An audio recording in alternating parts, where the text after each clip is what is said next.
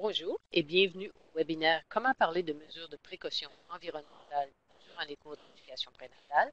Mon nom est Louise Choquette, je travaille pour le Centre de ressources Meilleur Départ et ça nous fait plaisir de présenter ce webinaire aujourd'hui. La présentatrice Lynn Soromaki va présenter. J'aimerais encourager tout le monde à bien s'identifier dans la liste des participants et les instructions étaient inscrites un peu avant. Vous pouvez tout simplement sur la ligne Attendees, vous pouvez inscrire une petite ligne à droite, vous pouvez changer votre information. Ça aide beaucoup les personnes qui doivent prendre les présences, justement. Je voudrais d'ailleurs commencer en soulignant le territoire traditionnel des Autochtones qui ont vécu et ont travaillé sur le territoire canadien depuis des milliers d'années, incluant le territoire dont vous regardez ce webinaire aujourd'hui. Le bureau de Nexus Santé est situé sur le territoire traditionnel des Wendat, des Pétuns, des Sénéca et plus récemment de la Première Nation des Mississauga de Nouvelle-Écosse. Nous sommes reconnaissants de pouvoir travailler sur ce territoire. En fait, nous avons des participants de l'Ontario, du Québec et du Nouveau-Brunswick. Une petite minute pour vous expliquer l'écran. Vous voyez des fichiers en bas. Vous pouvez télécharger les fichiers. Il y a un FR, c'est des fichiers en français. Et puis, la présentatrice va d'ailleurs les décrire durant la présentation. Et à droite, en bas, vous avez la ligne de conversation, de chat, de clavardage. Et puis, vous pouvez donner des renseignements et poser des questions si nécessaire. OK? Donc, la présentatrice principale aujourd'hui est Lynn Soramaki. Ça me fait énormément plaisir que Lynn soit avec nous. Elle travaille pour le bureau de santé du district de Thunder Bay. Et Lynn a travaillé souvent avec le Centre de ressources Meilleur Départ pour développer des ressources et faire des ateliers, justement. Et elle travaille aussi avec le partenariat canadien pour la santé et l'environnement des enfants. Et puis, il y a aussi Erika Phillips qui est mentionnée. Erika est là s'il y a des questions spécifiques plus techniques. Elle a fait le webinaire, le webinaire en anglais hier. Et puis, elle se débrouille en français, mais elle va pouvoir suivre. Et s'il y a des questions plus techniques, elle va pouvoir. J'aimerais commencer aussi par voir qui est en ligne avec nous. Donc, si vous pouvez indiquer sondage, quel secteur qui représente le mieux celui pour lequel vous offrez un programme d'éducation prénatale? Donc, vous devriez être en mesure de voir et de pouvoir sélectionner. Oui, bon, je commençais à me demander si les gens pouvaient m'entendre, mais oui. Donc, si vous pouvez indiquer le secteur dans lequel vous travaillez, ça aide à connaître un peu la configuration du groupe. Il y a seulement une personne qui a voté jusqu'à présent. Est-ce que les autres personnes peuvent m'entendre?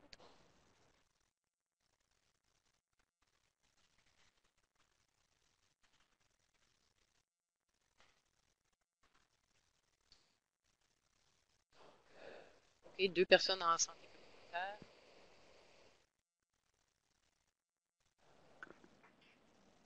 Là, on a un participant avec ça. Donc, je ne sais pas si les autres personnes peuvent voir. Et puis, comme j'ai mentionné, si vous avez une chance d'indiquer l'organisme pour lequel vous travaillez.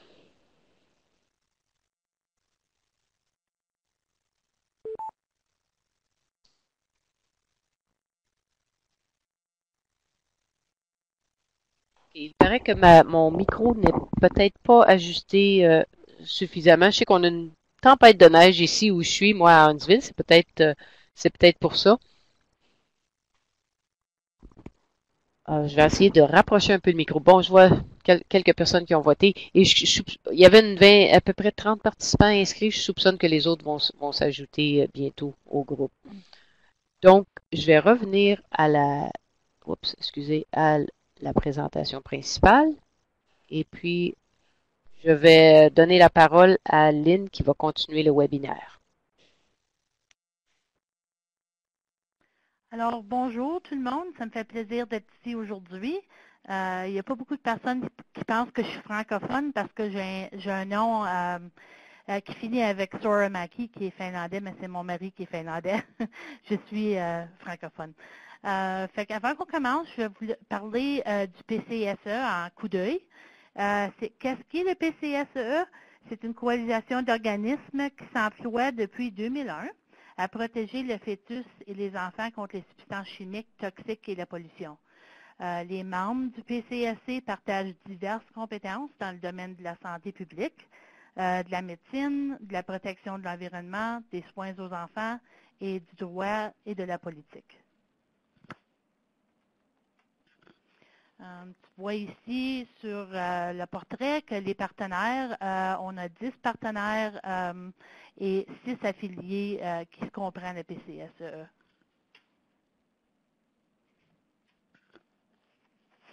En tant qu'aperçu du webinaire, on débute avec un aperçu des messages des clés prénataux.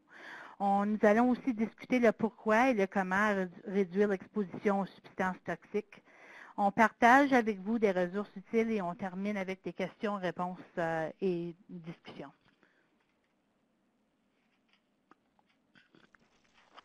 Je m'excuse, ça prend un petit peu de temps entre les diapos parce que il faut que je tienne mon téléphone en même temps que je clique ma souris, OK? Donc, je leur donne à Louise pour qu'elle commence à parler de l'éducation prénatale et comment est-ce que vous pouvez aller à son site web. Donc, merci Lynn pour l'introduction.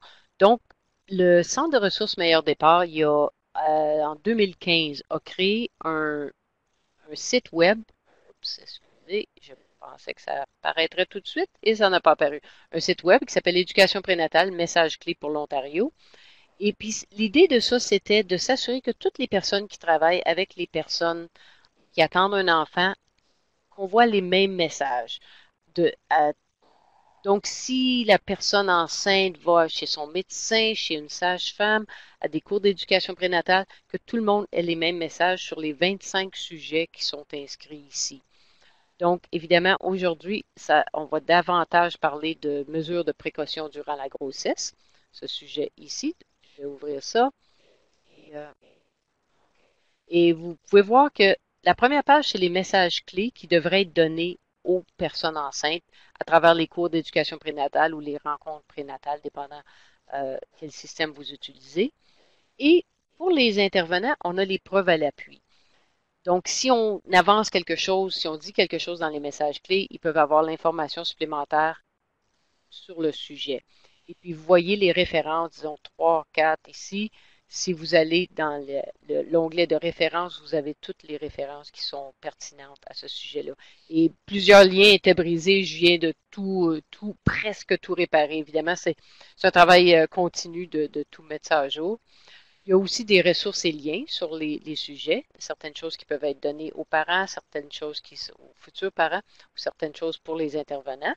Et puis, dans certains cas, il y a des annexes, comme dans ce cas-ci, justement, il y a un peu plus d'informations qui étaient disponibles, qui peut appuyer les messages clés.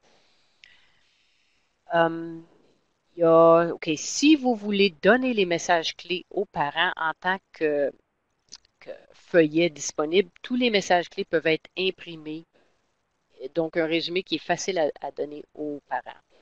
Et puis, évidemment, les informations changent, les références changent, différentes choses. Si vous vous inscrivez à notre liste de distribution, on va vous envoyer un courriel lorsqu'il y a des changements qui sont faits. Donc, on vous encourage à vous inscrire. C'est gratuit, tout ça, c'est gratuit. C'était financé par le ministère de la Santé et des Soins de longue durée de l'Ontario. Et puis, s'il y a des personnes qui viennent du Québec et qui retrouvent que ça ressemble au portail d'information prénatale du Québec, effectivement, on a été inspiré du portail du Québec et puis on a demandé les droits d'adaptation pour les 12 premiers messages. Et puis, on travaille un peu avec eux pour s'assurer que nos messages se complètent bien, soient similaires.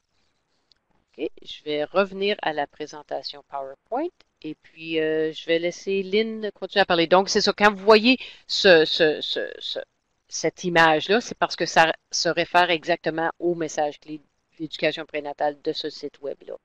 OK, à ton tour, Lynn. OK, merci Louise.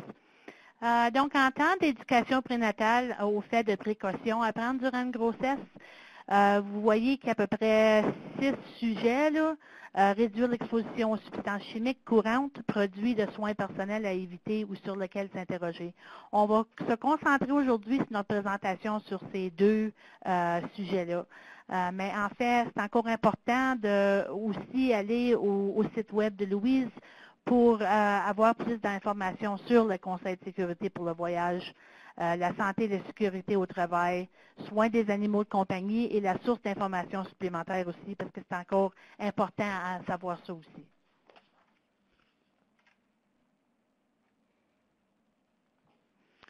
Donc, réduire l'exposition aux substances toxiques, pourquoi? On va parler de ça maintenant. Donc, les opinions, en fait, d'exposition aux substances toxiques changent beaucoup dernièrement au Canada. Les gens sont de plus en plus conscients que l'exposition à des produits de tous les jours n'est pas nécessairement sécuritaire. Les parents montrent un intérêt, une préoccupation et une action accrue pour réduire l'exposition aux substances toxiques. Les grands détaillants aussi, les producteurs commencent à se préoccuper du profil toxique de leurs produits. Et une tendance aussi en santé qu'on assiste à une augmentation des nouvelles morbidités infantiles, y compris des troubles d'apprentissage et de comportement. On est de plus en plus préoccupé par le rôle que pourrait jouer l'exposition aux substances chimiques toxiques à ce chapitre. Il y a de nombreux effets soupçonnés sur les systèmes, tels que les systèmes que vous voyez ici, effectivement tous les systèmes vraiment, le système respiratoire, immunitaire, le cerveau, le système reproducteur, le développement de l'enfant, le système endocrinien. Qu'est-ce qui est important à savoir, c'est que les causes des problèmes de santé sont multiples. Ils peuvent affecter plus qu'un système et les données se rapportant au rôle des contaminants environnementaux sont souvent incomplètes, mais les enjeux et les risques sont vraiment importants. Voici un rapport du PCSE qui discute que l'exposition précoce à certaines substances toxiques peut accroître la probabilité de maladies chroniques plus tard et que c'est non seulement les mécanismes épigénétiques, mais on doit aussi prendre en compte l'exposition à de faibles doses. Le moment auquel l'exposition survient est un facteur important. On appelle ça les fenêtres de vulnérabilité. Le gros message à retenir encore est que prévenir l'exposition durant la grossesse est la clé. Les résultats de biosurveillance, tels que l'enquête canadienne sur les mesures de la santé par Santé Canada, confirment que nous sommes tous contaminés par une certaine quantité de substances chimiques et que l'on retrouve les niveaux les plus élevés chez les enfants car leur système fonctionne différemment de les adultes. Poids par poids, ils respirent plus que les adultes, ils sont plus près au plancher et peut être exposés à plus de substances chimiques qu'un adulte. Donc, voici un terme qui n'est pas nouveau pour les prestataires de services de santé. Le terme faisant référence à la sensibilité accrue à l'exposition aux substances toxiques durant les périodes de développement et de croissance rapide. Le moment auquel survient l'exposition a d'importantes répercussions. Et on sait que les effets varient selon les différents stades du développement, par exemple, s'il y avait comme de l'exposition au mercure ou du plomb. Au début de la grossesse, ça peut engendrer des anomalies congénitales, alors qu'au cours du 3e trimestre, plusieurs substances nuisent aux fonctions cérébrales.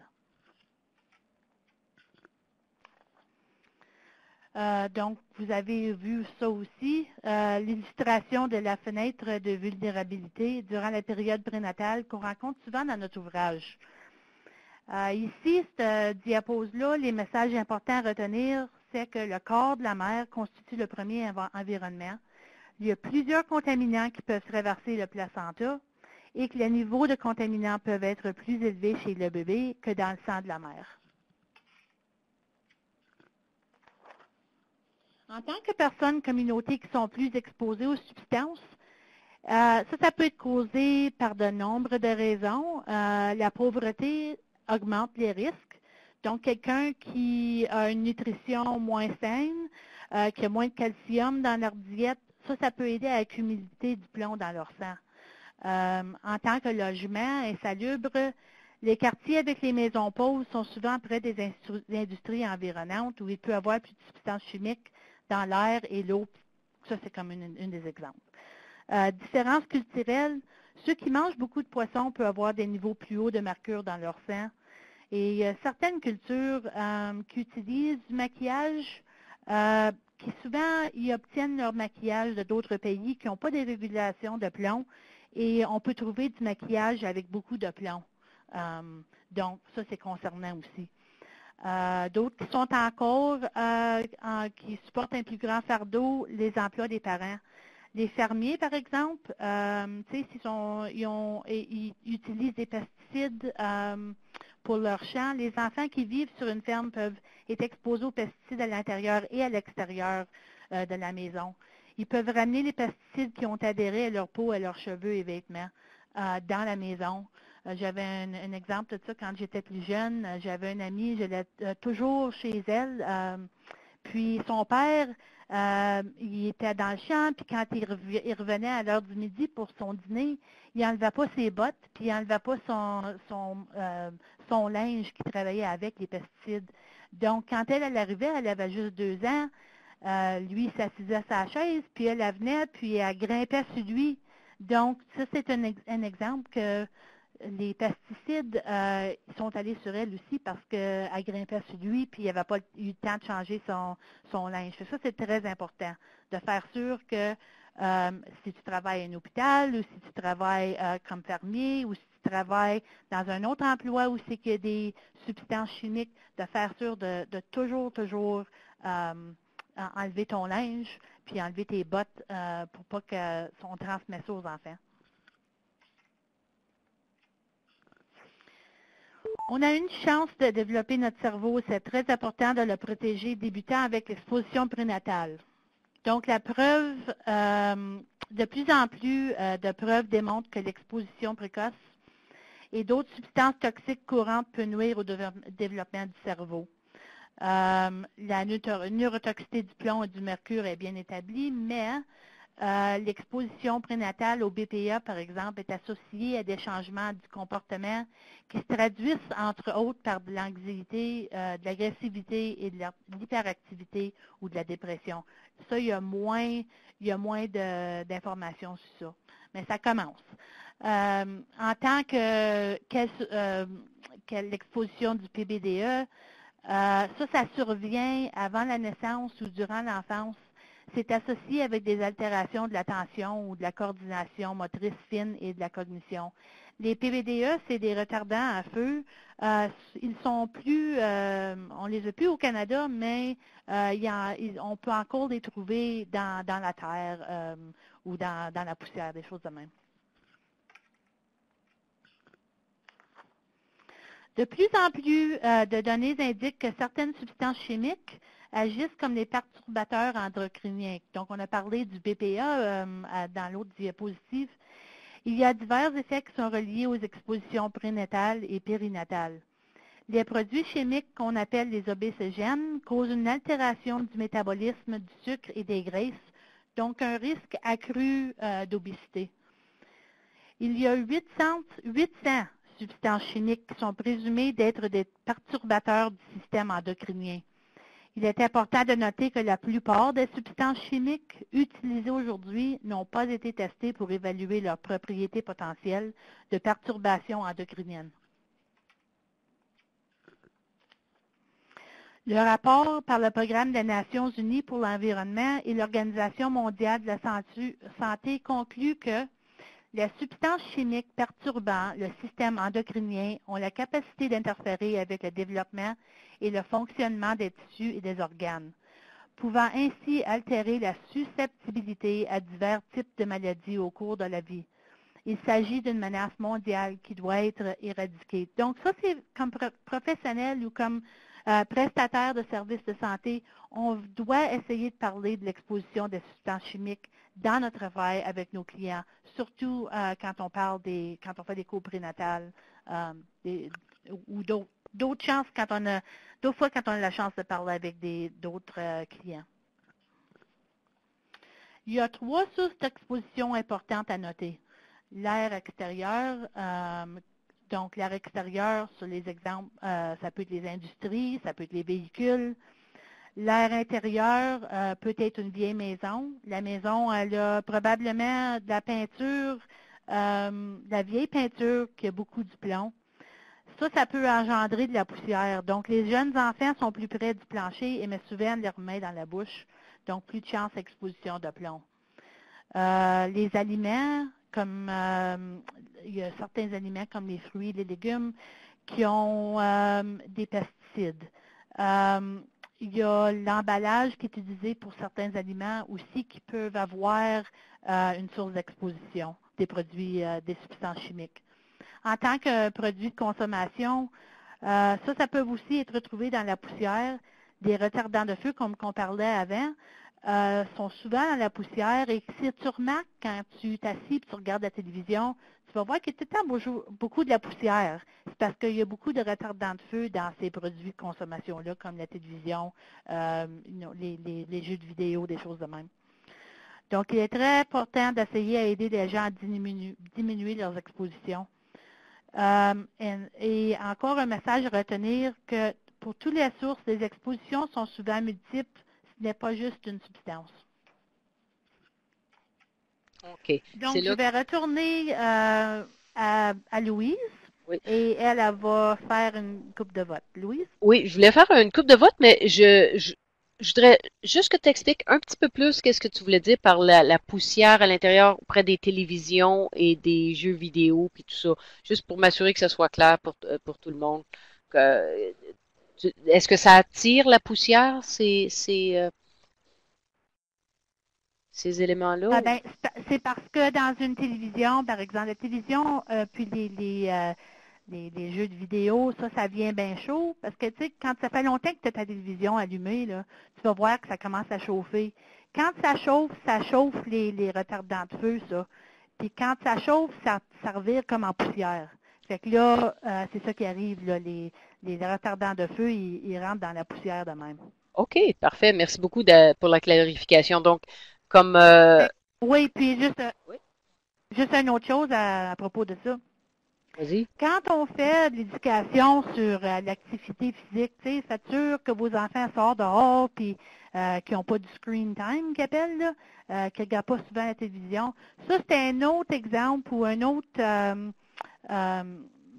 exemple pour dire que ça, c'est une autre raison que vous devrez sortir vos enfants dehors, là, tu sais, parce que quand ils sont en train de jouer aux jeux de vidéo, puis ils ne sont pas dehors, sont plus exposés à cette poussière-là. Puis ça va dans leurs mains, fait que de faire sûr même qu'ils se lavent les mains avant qu'ils aillent manger quand ils ont joué des jeux pour regarder la télévision. Wow. OK, merci beaucoup. Merci beaucoup pour les précisions, Lynn. Effectivement, c'est plus dangereux de rester à l'intérieur, pas juste pour l'inactivité physique, mais aussi pour l'air ambiant qui n'est pas toujours recyclé suffisamment et les produits chimiques dans les maisons. Merci. On a mis un petit sondage sur l'écran. J'aimerais encourager les participants à dire dans quelle mesure intégrez-vous des messages de santé environnementale dans vos rencontres prénatales. Donc, une personne dit je le fais très peu. Est-ce que les autres personnes pourraient répondre à cette question-là, s'il vous plaît? OK. Parfois, un peu, un peu. Et je pense que vous pouvez voir les résultats à mesure. Il reste une couple de personnes si vous voulez donner votre opinion là-dessus. Et puis, je ne sais pas si tu veux commenter là-dessus, Lynn. Les gens le font très peu. Il y a possiblement des raisons. Si vous voulez mettre vos raisons aussi dans la boîte de clavardage, vous êtes les bienvenus. Je pense qu'on va discuter ça dans la prochaine section, mais OK. c'est pas nouveau. Je sais que c'est un sujet qui a besoin encore d'informations, puis les prestataires de services, ils veulent plus d'informations sur ça. Mais le message à retenir, c'est que tu n'es pas obligé d'être un expert pour parler de ça avec tes clients. Et puis, je regardais les évaluations du webinaire d'hier, et puis il y a des gens qui ont dit, on est content qu'il y ait même eu un webinaire là-dessus. Ça montre l'importance des sujets de santé environnementale qui sont parfois mis de côté parce qu'il y a d'autres choses à couvrir dans les cours d'éducation prénatale. Merci à ceux qui ont Oui. répondu au sondage. On va mettre l'autre sondage. Et puis, quels sont les 3 principaux sujets de santé environnementale sur lesquels vous avez le plus de questions ou d'intérêt de la part de futurs parents? Donc, si vous pouvez répondre à ça, essayez de vous limiter à 3, mais on s'est rendu compte qu'on ne pouvait pas vraiment limiter le nombre de réponses. Si vous en avez plus, c'est correct aussi, surtout que vous êtes un petit groupe, on va quand même voir les tendances. Puis on va donner une petite minute aux gens pour voir ça. Et puis, au fait, un rappel que vous pouvez télécharger tous les fichiers qui sont au bas de l'écran. Et puis, Lynn va en parler un peu plus. Donc, voici le résultat du sondage. Je ne sais pas, Lynn, si tu veux mentionner quelque chose là-dessus, puis ensuite, on retourne à la présentation PowerPoint. C'est pas mal, non, pas normal, mais régulier qu'on voit ces réponses-là. Souvent, tu sais, quand tu regardes le radon, par exemple, on va en parler plus tard, mais les parents, la plupart des personnes, ils ne savent pas c'est quoi le radon. Fait que c'est certainement que vous n'allez pas avoir des questions sur ça. Fait que ça veut dire que des fois, même si quelqu'un ne demande pas une question sur un sujet qu'on a sur l'écran, ça ne veut pas dire qu'ils savent tout sur ça. Ça veut peut-être dire qu'ils ne savent même pas à propos de ce sujet-là. Fait que le radon, c'est un bon exemple, puis on voit qu'il y a 0%. Même les prestataires de services, ils ne savent peut-être pas c'est quoi le radon aussi. Je remarque que les rénovations, il n'y a pas eu de vote pour ça aussi. Pourtant, il y a beaucoup de gens qui font des rénovations juste avant l'arrivée d'un bébé, de réorganiser la chambre, de peinturer, de refaire les choses. Et ça, c'est pas toujours une si bonne idée que ça à ce moment-là. Et je vais retourner à la présentation PowerPoint et puis tu vas pouvoir continuer à parler de ces sujets-là à travers le reste de la présentation. Merci. OK. Donc, l'éducation prénatale et les messages clés pour l'Ontario aident les nouveaux et futurs parents à réduire leur exposition aux substances toxiques pour assurer la santé du fœtus et de l'enfant. Et c'est vraiment organisé très bien. Si vous regardez ici, c'est un bon guide pour aider à réduire l'exposition des substances chimiques. Donc, l'éducation prénatale, les messages clés discutent comment réduire l'exposition en sujet de ce que vous voyez là.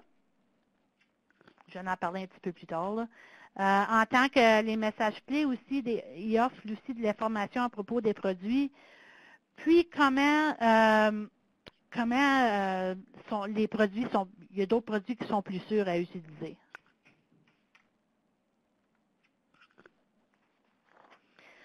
Le PCSEE a aussi des ressources disponibles qui donnent des conseils pour comment diminuer l'exposition des substances chimiques retrouvées dans les plastiques, les produits de nettoyage et la rénovation. Moi, juste les monter parce que j'oublie que c'est Erica qui a fait ces diapos-là hier, puis je savais pas, il fallait que je clique 3 fois. Donc, plastique antipathique vers le nettoyage et rénové comme il faut. En tant que le plastique antipathique, quand on pense à qu'est-ce qu'on peut faire avec ça? Éviter d'utiliser des contenants en plastique dans le four à micro-ondes, même si leur étiquette indique qu'ils vont au four à micro-ondes. Souvent, on ne sait pas que les places, comme je ne veux pas dire le nom d'une compagnie, mais vous pouvez penser à des produits qui sont en plastique qui disent qu'ils sont bons pour le micro-ondes, mais ils ne sont pas vraiment parce que quand ils ont été testés, ils ont été testés pour faire sûr qu'ils ne font pas dans le micro-ondes quand ils sont réchauffés. Ils n'ont jamais été testés pour voir si les produits chimiques qui sont dans le plastique, ils sortent quand ils sont réchauffés. Puis on sait que les plastiques aiment bien, le gras dans le manger aime bien les plastiques. Donc quand ça réchauffe, le gras il aime ça s'attacher au plastique. Une autre chose qu'on peut faire qui dit sur l'affiché, c'est d'utiliser des contenants de verre, de céramique ou d'acier inoxydable pour les boissons et les aliments chauds. En tant que vers le nettoyage, il y a des choses qu'on peut faire comme nettoyer la maison avec des produits qui n'ont pas des odeurs fortes comme le bicarbonate de soude et le vinaigre. Une maison nettoyée n'a pas besoin d'avoir une senteur pour être propre. Ça c'est extrêmement important à dire ça à nos clients que vous n'êtes pas obligé d'avoir une senteur très forte dans votre maison pour que ça sente bien. Évitez les différents types de purificateurs d'air, tels que ceux qu'il faut brancher. Encore très important, c'est quelque chose que il y a assez de purificateurs d'air qu'on peut acheter maintenant. Puis il y a beaucoup de campagnes d'advertisement qui disent que oh, c'est bon celle-là, puis ce purificateur d'air-là est aussi bonne, mais c'est pas vraiment quelque chose à acheter. En tant que rénover comme il faut, ce n'est pas le temps de faire des rénovations à la maison lorsqu'on est enceinte et certainement pas une bonne idée de demander à maman ou les petits-enfants à participer. Il est très important de laisser les fenêtres ouvertes jusqu'à ce que les odeurs de produits chimiques aient complètement disparu. Et il se peut que les peintures dans les vieilles maisons, comme je disais avant, contiennent du plomb, qui est dangereux pour le cerveau en développement. Donc, au lieu de sabler ou de décaper les vieilles surfaces peintes, c'est mieux de recouvrir directement la nouvelle peinture. Qu'est-ce qui est intéressant aussi, que je parle toujours dans mes ateliers, c'est que souvent des vieilles maisons, quand ils ont des morceaux de peinture qui tombent qui tombent à terre. Puis, s'il y a du plomb dans cette peinture-là, les enfants qui aiment mettre beaucoup des choses dans leur bouche, eux autres, ils aiment sucer sur ces morceaux de peinture-là parce que le plomb est vraiment, c'est comme sucré. Fait qu'ils sucent ça. Fait que ça, encore, c'est une autre chose, une bonne raison de faire sûr, quand on fait des rénovations, que tout est nettoyé. Parce que s'ils sucent quelque chose, un morceau de peinture, ils peuvent encore avoir de l'exposition de plomb. Un message qui est moins connu parmi nous, qui n'est pas discuté dans le message des clés, mais très important à discuter, c'est les ampoules fluocompactes. En anglais, CFL light bulb, si vous voulez savoir c'est quoi le terme en anglais. Les ampoules fluocompactes contiennent du mercure, un métal toxique nocif pour le développement du cerveau. On peut réduire son exposition au mercure en sachant quoi faire si une ampoule se brise. Il y a de l'information sur le feuillet ici là, que vous pouvez aller voir en temps de ce sujet-là. Lorsque je voyageais avec Erica à travers du Canada pour nos ateliers il y a une couple d'années, il n'y a personne qui pouvait nous expliquer comment nettoyer une ampoule qui casse. Donc, c'est un sujet qu'on n'entend pas parler souvent, mais très, très important. Quand tu regardes les mesures immédiates, c'est important de jamais aspirer, user un aspirateur. Donc, la première chose à faire, si l'ampoule la casse, faire sortir les personnes et les animaux. Assurez-vous qu'aucun enfant ou femme enceinte participe au nettoyage. C'est important d'ouvrir les fenêtres et fermer les portes. Quittez la pièce et laissant l'air circuler pendant au moins 10 à 15 minutes. Si vous êtes chauffé votre maison parce que c'est dans l'hiver, fermez le chauffage, la chaleur va faire évaporer le mercure plus rapidement. En tant que nettoyage des surfaces dures, jamais utiliser un aspirateur ou un balai. L'utilisation d'un aspirateur ou d'un balai va faire évaporer le mercure plus rapidement.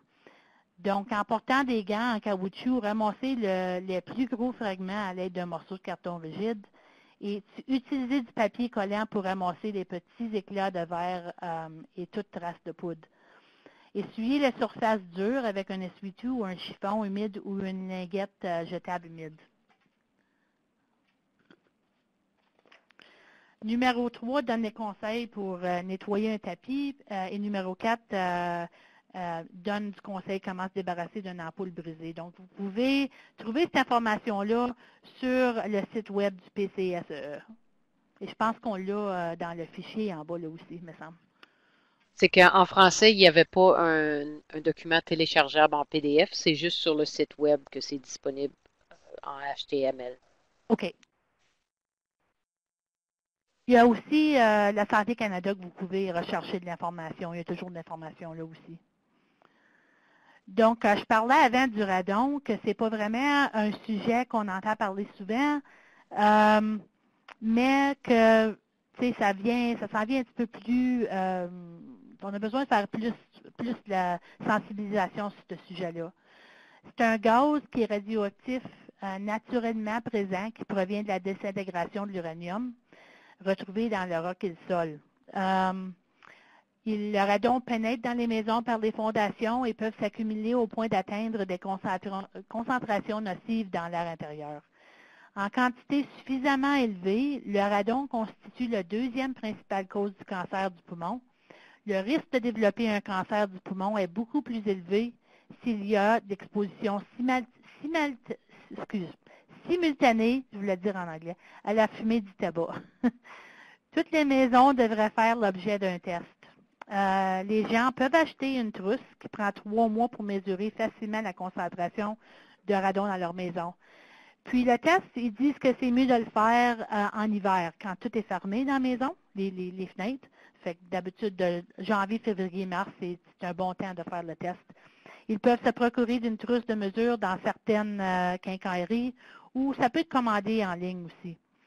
Encore, vous pouvez retrouver plus d'informations chez le site web du PCSE ou la Santé Canada. Les messages clés pour l'Ontario offrent d'autres conseils pour réduire l'exposition à l'intérieur et à l'extérieur de la maison, comme vous voyez ici, tels qu'épousseter les meubles et laver les planchers souvent, retirer les chaussures à l'entrée, comme que j'ai parlé quand je parlais de l'histoire du pesticide. Le PCSC offre des conseils au sujet de l'arrière-poussière. Ils ont une autre carte ici qui parle de ça.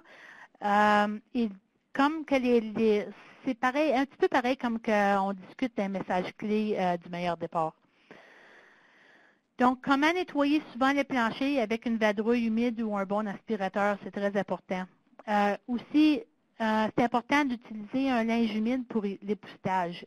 Pourquoi humide? Parce que si on n'utilise pas un linge humide, puis on utilise un linge sec, la poussière, elle va revoler tout partout dans l'air. Donc, si le linge humide est, si le linge est humide, il va y avoir moins de poussière qui va aller revoler tout partout. En tant que réduire les activités à l'extérieur durant les avertissements sur la qualité de l'air, il y a d'autres informations sur le site d'information du gouvernement du Canada.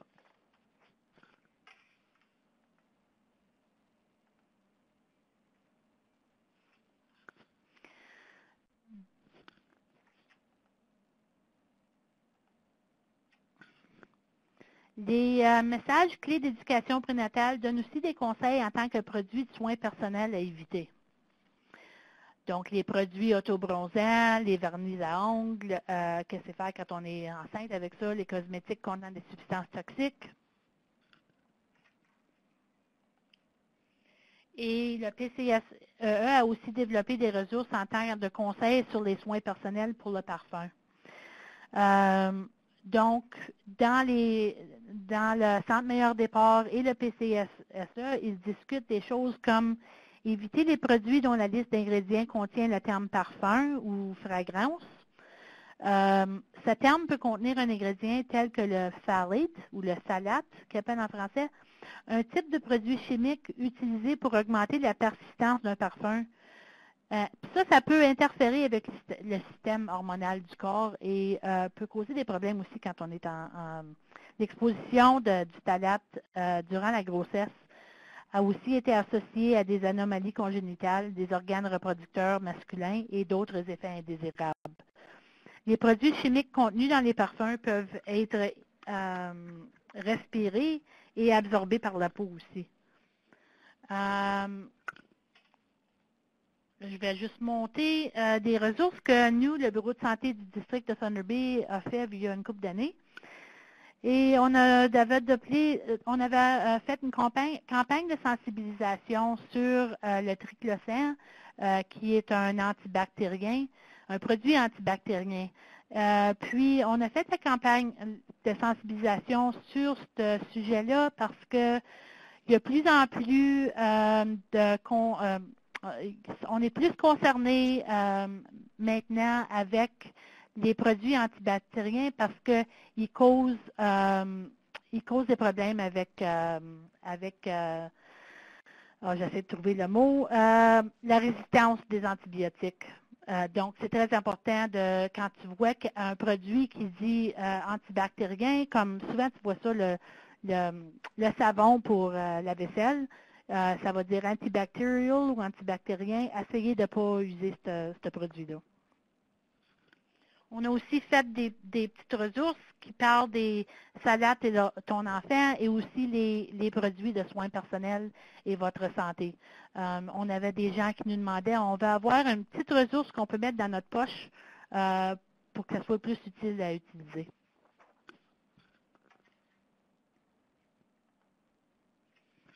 En tant que message clé pour la santé et sécurité au travail, c'est très important de discuter ceci avec les femmes enceintes et leurs partenaires. Mais aussi, c'est important de discuter ces messages clés-là avec ceux qui pensent à devenir enceinte, parce que c'est très important de parler dans le temps de preconception ou préconception. Si vous voyez, il y a encore d'autres sources d'informations supplémentaires ici. Il y a Mother Risk, il y a Oh Mama, il y a aussi le Workers Health and Safety Center, il y a un numéro pour ça aussi. Bon, en tant que défi par les prestataires de services, lorsque les gens entendent cette information qu'on a présentée aujourd'hui, mais d'habitude, on présente ça un petit peu plus en détail, quand ils entendent ça pour la première fois, on trouve souvent que les réactions sont fortes. On dit ça, ça diapose que des fois, on se sent dépassé, désespéré, peur, colère. Moi, je vois souvent comme un prestataire de service plutôt un choc. Parce que c'est important de réaliser qu'il faut en parler souvent. Quand je travaille dans ce domaine depuis 10 ans, et encore les gens n'ont pas entendu cette information-là. On a beaucoup de sensibilisation à faire sur le sujet de l'environnement et les enfants. Quand tu parlais du choc, juste un moment, la semaine passée, je présentais une conférence et après ma présentation, j'avais une femme qui est venue me voir. Puis, elle dit, j'en reviens pas on n'est pas censé utiliser des produits antibactériens. Je pensais tout le temps qu'il fallait juste ça, les produits antibactériens. Donc, elle était en choc. Puis, j'ai dit, mais là, tu sais que c'est quelque chose que tu ne dois pas utiliser. Puis, c'est les raisons pourquoi. Puis, une chose très facile à faire, c'est de faire sûr que tu n'essaies pas d'acheter des produits qui disent antibactériens dessus. D'autres choses à réaliser, comme que je disais avant, que c'est impossible de devenir un expert instantanément. Ça fait 10 ans que je travaille dans ce programme-là, puis j'apprends tout le temps encore. Donc, on va vous donner des conseils, comment est-ce que vous pouvez, même si vous n'êtes pas un expert encore, que vous pouvez utiliser pour parler avec vos clients. Les prestataires aussi, les parents, quand on regarde, pensent souvent que les solutions sont coûteuses. Et quand plus souvent, ils ne sont pas coûteuses parce que souvent, c'est des choses qui sont vraiment faciles à faire. Et on n'a pas besoin d'argent pour faire ça. Donc, ce n'est pas une raison pour dire, mais ça coûte trop cher, je ne vais pas changer. Ce n'est pas une raison à utiliser.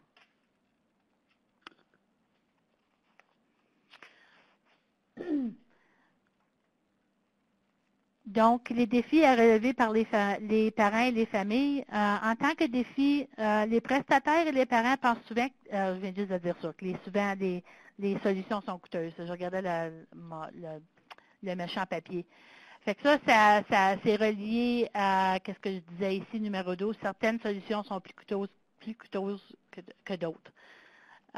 Souvent, même moi, quand j'ai entendu pour la première fois, j'ai pensé à mes enfants. Il y a des choses que j'ai faites quand j'avais mes petits-enfants que si j'aurais su l'information, je n'aurais pas fait ça. Fait que quand on dit ça à nos parents, on leur dit, tu sais, il ne faut pas penser qu'est-ce qu'on a fait dans le passé, il faut qu'on pense à qu'est-ce qu'on peut faire dans le futur, puis qu'est-ce qu'on peut dire à nos parents, qu'est-ce qu'on peut dire à d'autres prestataires pour changer, pour faire des changements.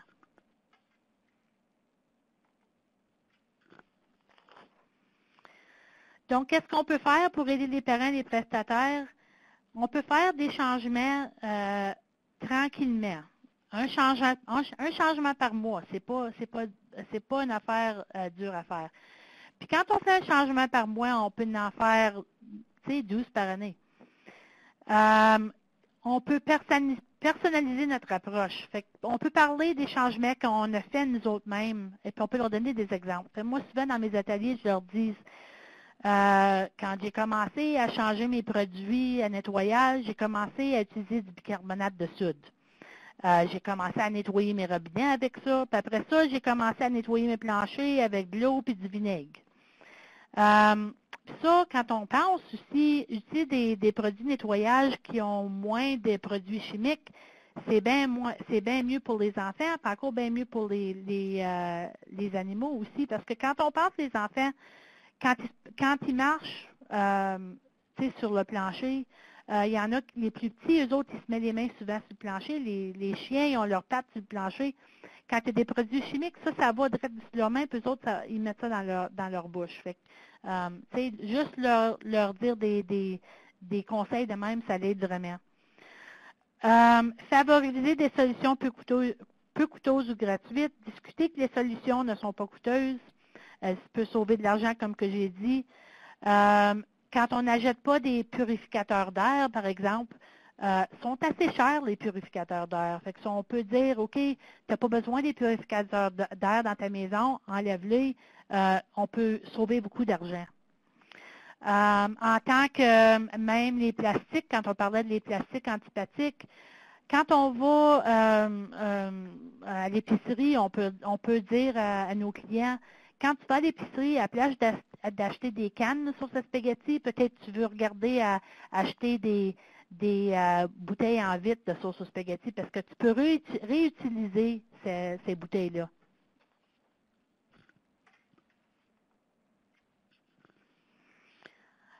D'autres stratégies gagnantes, décrivez des situations dont les risques sont faibles, moyens et élevés. Donc, tu peux dire ton risque est plus faible si tu uses ta sauce à spaghetti dans vite.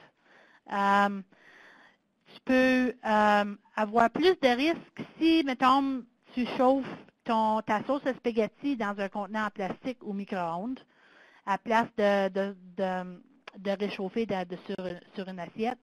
Ton risque le plus élevé serait si tu prendrais une canne de spaghetti, puis tu rouvres ta canne, mais tu laisses la sauce dans la canne, puis tu réchauffes ça sur le fourneau.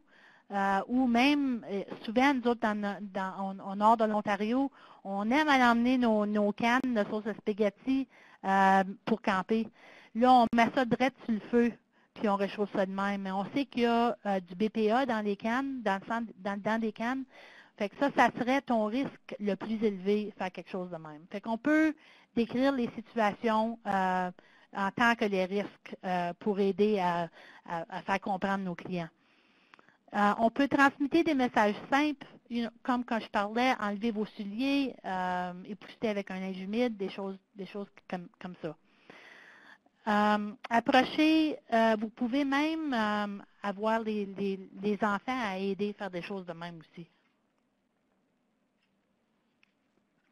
Il y a beaucoup de manières qu'on peut utiliser l'activité sac surprise. Je pense que si vous utilisez votre imagination, il y a toutes sortes de manières qu'on peut l'utiliser. On peut l'utiliser dans les ateliers, on peut l'utiliser durant les visites à domicile avec les parents. Vous pouvez même faire un sac mystère avec les enfants et les parents en utilisant des produits qu'ils ont dans leur cuisine ou dans un appartement.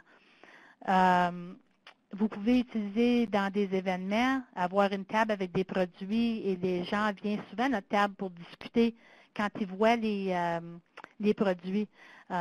Souvent, on a comme un rideau de douche, on a un paquet d'ampoules fluorocompactes, on a le maïs soufflé pour le micro-ondes, on a le charpie de séchoir à linge sur la table.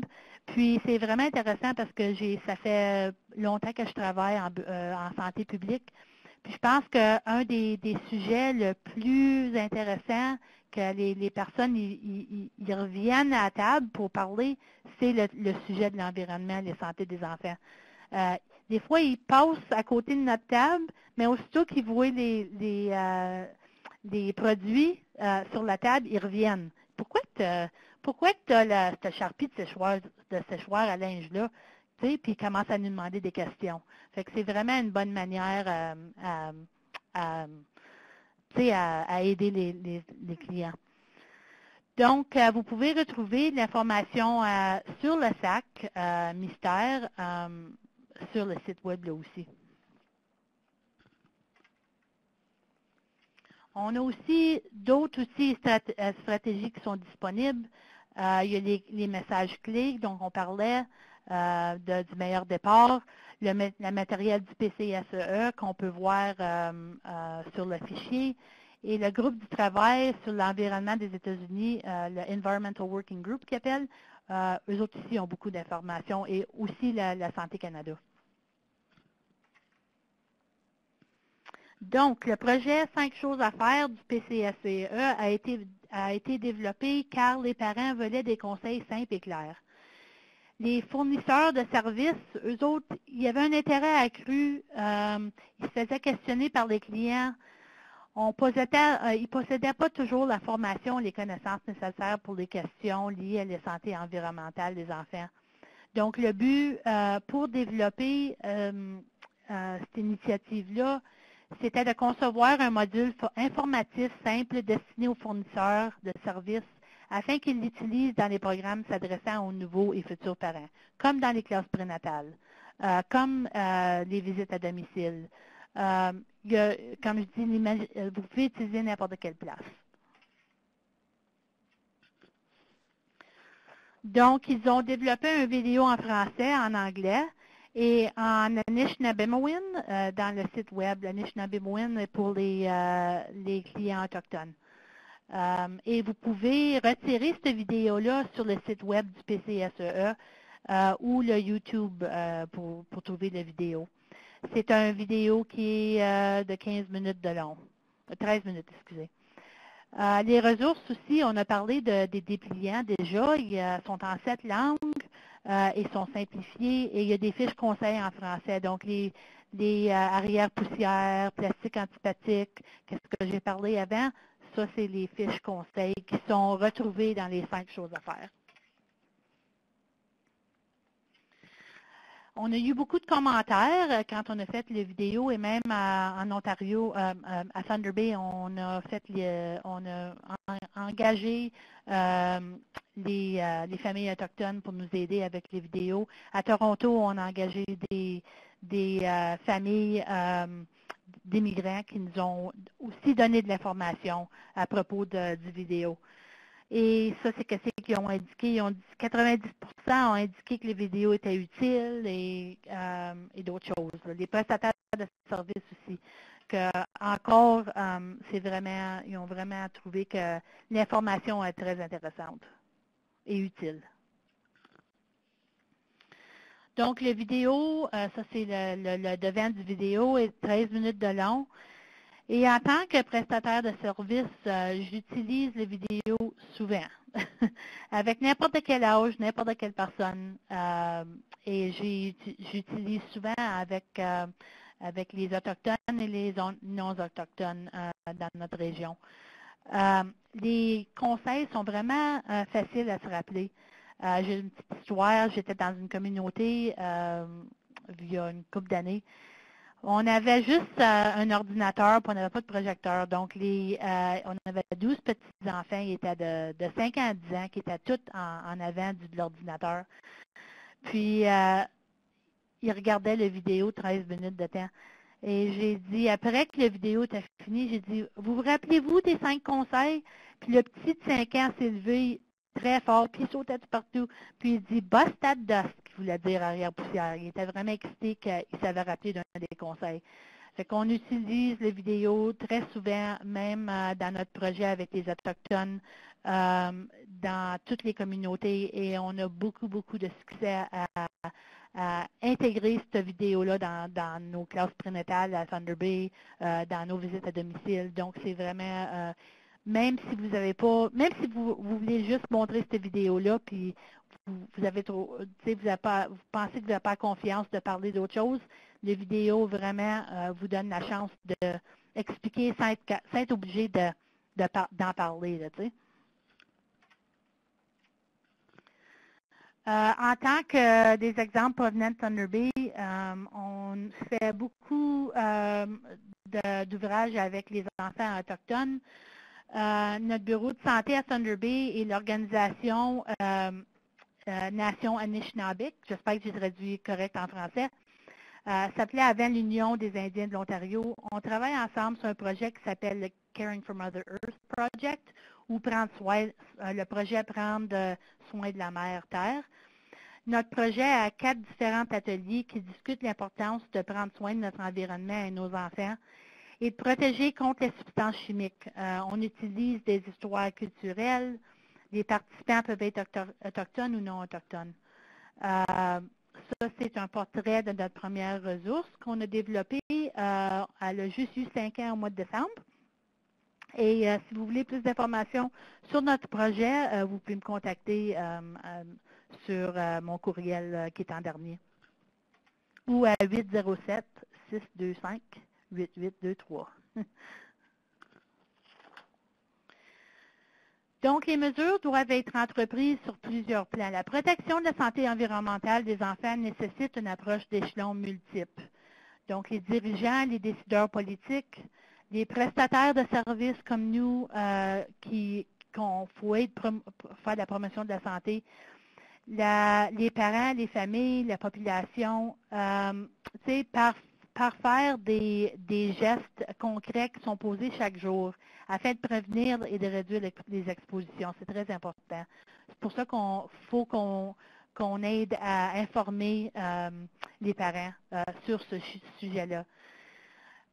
Il existe des liens des recrutements entre les différents échelons. Et une des dernières diapos ici, la science évolue rapidement et d'importantes lacunes subsistent dans nos connaissances sur l'exposition environnementale des enfants et les risques sanitaires associés. Considérant ce contexte d'incertitude, il vaut mieux prévenir que guérir lorsqu'il est question de la santé de nos enfants. Donc, je vous remercie pour votre attention et j'espère que j'ai... Si vous avez des questions à poser, évidemment, on n'ouvre pas les micros, mais je peux agrandir cette fenêtre-ci et puis vous pouvez les poser dans la boîte de clavardage ici. Et puis, toutes les personnes vont pouvoir voir vos questions. En attendant, je vais vous mentionner que quand on va fermer le webinaire, vous allez recevoir automatiquement un formulaire d'évaluation et on apprécierait vraiment que vous le remplissiez, surtout si vous voulez d'autres webinaires en français. Ça va sûrement aider. Et puis, de toute façon, je vais vous envoyer un lien quelques minutes après le webinaire pour l'évaluation ainsi qu'un lien de l'enregistrement. Je sais qu'au moins une participante avait de la difficulté à télécharger les fichiers PDF. Si vous avez encore de la difficulté, envoyez-moi un courriel, je vais vous envoyer ce qui était affiché, mais vous pouvez retrouver tout ça sur le site qui était mentionné. J'ai l'habitude de dire KIPCHI, là, mais le Partenariat canadien pour la santé des enfants et de l'environnement. Est-ce qu'il y a des questions? J'en vois pas dans la boîte de clavardage. Est-ce qu'il y a des... Okay. Bon, il n'y a personne qui a de questions sur le sujet. Je crois que je peux remettre ça à sa place ici. Je vais juste le remettre en bas. Et puis, je ne sais pas si tu avais autre chose à ajouter pour terminer. Et sinon, ben, je te donne une petite chance de parler. Je vais arrêter de parler en même temps.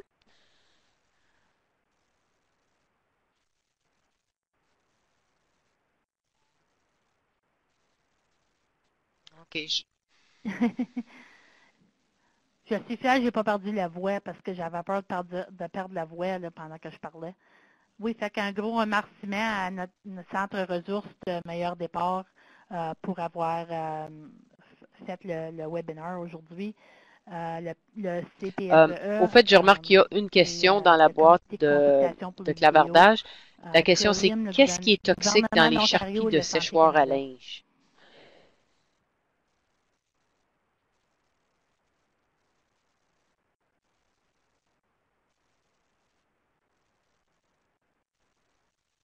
Ah, ça, c'est une bonne question. J'avais donné un exemple ou une histoire hier à propos de ça, mais je ne sais pas si ça pourrait être traduit très bien en français. Euh, c'est que qu'est-ce qui arrive, c'est comme la poussière, que je parlais de la poussière avec les retardants de feu, puis il y a les charpies, eux autres, de s'asseoir à linge, ils peuvent avoir, ou de dryer lint qu'ils appellent, là, ils peuvent avoir des contaminants ou des substances chimiques là-dedans qui rentrent dans ça, parce que souvent, la poussière, ça peut aller sur notre linge, comme les pesticides. Fait que donc, quand on lave nos linges, des fois, le dryer lint ou le charpie de séchoir à linge peut avoir Oui, le ces compost, oui, il y en a ingrédients-là. qui mettent ça dans Fait le que j'avais compost, donné justement, leur charpie. un exemple que souvent, quand on regarde pour le compost, euh, c'est ça, c'est le bon terme, ça, Louise, le compost pour le manger? Oui. Oui, fait qu'il y en a qui mettent ça dans le compost, mais nous autres, on dit de ne pas mettre ça dans le compost, le charpie, parce que ça va aller dans la terre, puis ça va revenir dans notre manger, là, tu sais, dans nos légumes qu'on va planter, des choses de même. Puis j'avais une petite histoire hier, qu'il y avait petite vieille, je faisais un atelier, puis elle était assez cute, elle avait une petite canne, puis elle disait, oh, moi, je jette, moi, je gaspille rien, je jette mon charpie dehors pour que les oiseaux, ils font leur nid avec. Puis, je pensais dans ma tête, oh non, le petit oiseau, il va s'étouffer sur le charpie pendant qu'il est en train de faire son nid. Donc, encore, Des pas une coussins, bonne puis idée de des faire bricots, ça, hein, des bricolages, puis des acheter ça coussins, des dehors petites pour que choses comme ça.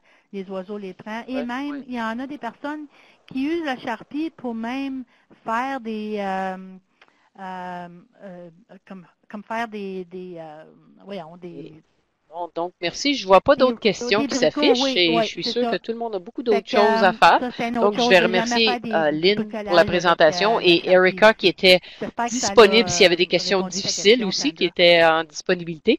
Et merci beaucoup et on espère que vous allez participer à d'autres webinaires dans le futur. Merci beaucoup à tous et vous allez recevoir le lien d'évaluation.